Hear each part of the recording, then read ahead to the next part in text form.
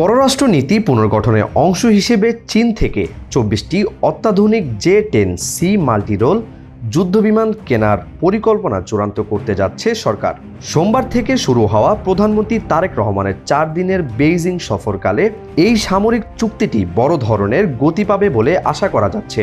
এর পাশাপাশি ঢাকা ও বেইজিংয়ের মধ্যে প্রতিরক্ষা, অবকাঠামো, বাণিজ্য এবং বিনিয়োগ খাতে দ্বিপক্ষীয় সহযোগিতা আরও গভীর হবে। আগামী আগস্টের মধ্যে এই যুদ্ধবিমান ক্রয়ের চূড়ান্ত চুক্তিটি স্বাক্ষরিত হতে পারে।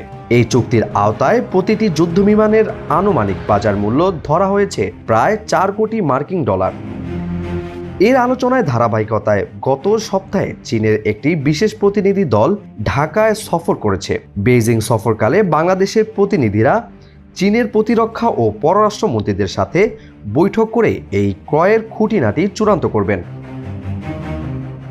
সরকারি কর্মকর্তারা আশা করছেন প্রধানমন্ত্রী তারেক রহমান এবং চীনা প্রিমিয়ার লি সিয়াংয়ের দ্বিপক্ষীয় বৈঠকের পর একটি যৌথ ইশতেহারের মাধ্যমে দুই দেশের বর্তমান কৌশলগত সম্পর্কে শেয়ার্ড ফিউচার বা অভিন্ন ভবিষ্যতের অংশীদারিত্ব হিসেবে ঘোষণা করা হবে।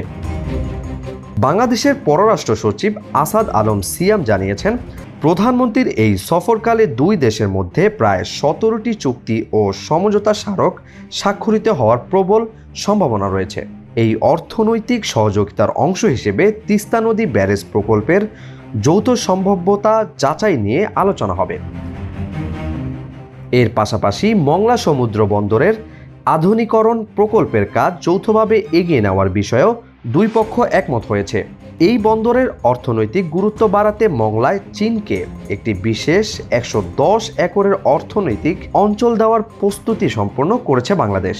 ইউএফটি ফার্স্টের সাথে ট্রেড করুন যে কোনো জায়গা থেকে। ক্যাম্পাসে ক্লাসের ফাঁকে, ঢাকার জ্যামে বসে কিংবা ঘরে বসে ট্রেডিং এখন হাতের মুঠোয়। তাই ট্রেড করুন যখন খুশি, যেখানে খুশি।